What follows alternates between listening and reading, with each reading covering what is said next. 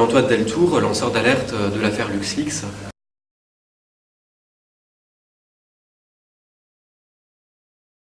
La particularité de l'affaire LuxLeaks, c'est que les pratiques fiscales étaient présumées légales.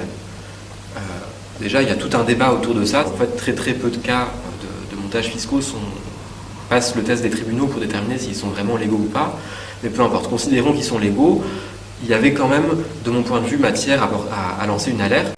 La motivation profonde, c'était de susciter un débat public sur des pratiques qui, bien qu'elles soient légales, ne devraient pas l'être, de mon point de vue, qui a été partagé par de nombreuses ONG et citoyens motivés par la justice fiscale.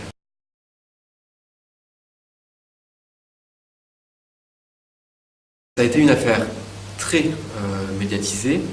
Et ça m'a plutôt servi. Au départ, ça a été une décision de sortir de l'anonymat délibérée, qui aurait été inéluctable en raison du procès, mais qui a été délibérée parce que on a considéré avec mes avocats que ça pouvait être protecteur.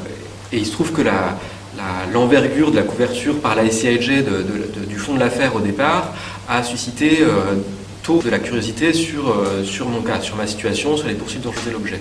Et du coup, j'ai pas trop eu besoin d'attirer l'attention. Les journalistes sont venus et je pense que c'est plutôt une chance par rapport à d'autres lanceurs d'alerte qui se battent pour trouver de la solidarité dans leur cas.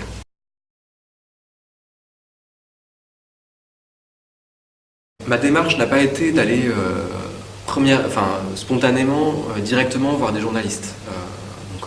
Il y a eu un certain nombre d'étapes, partage anonyme d'analyse sur les questions, de tentatives d'approche d'ONG spécialistes du sujet pour confirmer mon interprétation du document.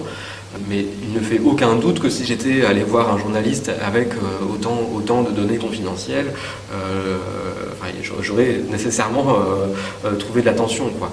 Et là-dessus, c'est la spéculation, mais je pense qu'il n'y avait aucun problème. À partir du moment où j'étais prêt à prendre ce risque de violer la confidentialité de ces données, il y avait des journalistes pour traiter l'information.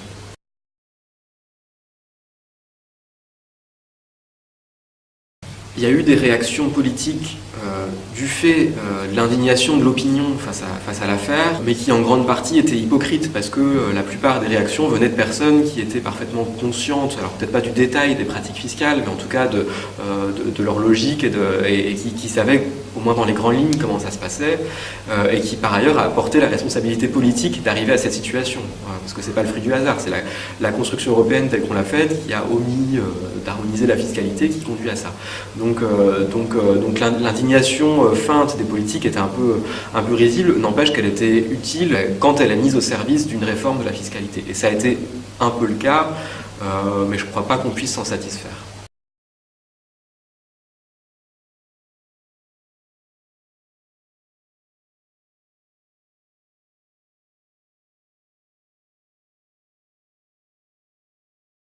Je pense qu'il y a quelques années, personne n'avait entendu parler des tax rulings. Donc sur ce problème spécifique, l'affaire a permis d'alimenter un débat, d'ouvrir un débat sur le sujet. Et de manière globale, c'est une affaire qui a contribué avec d'autres à éclairer le problème de l'optimisation fiscale et plus globalement de l'injustice fiscale dont on souffre tous les jours.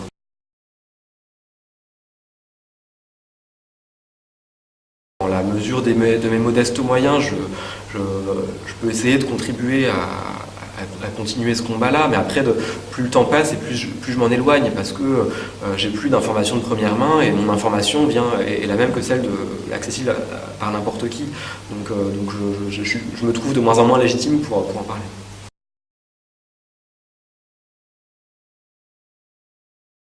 Il y a deux niveaux de réponse.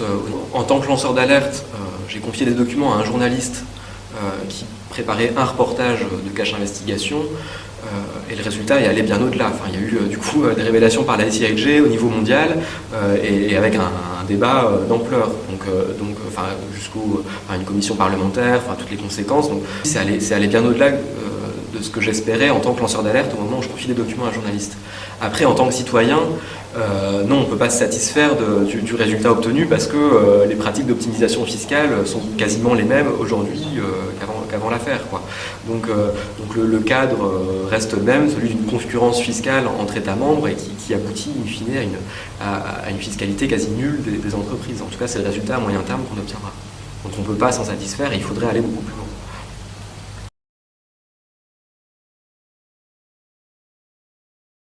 Aujourd'hui, on est allé au bout des conséquences possibles des LuxLeaks.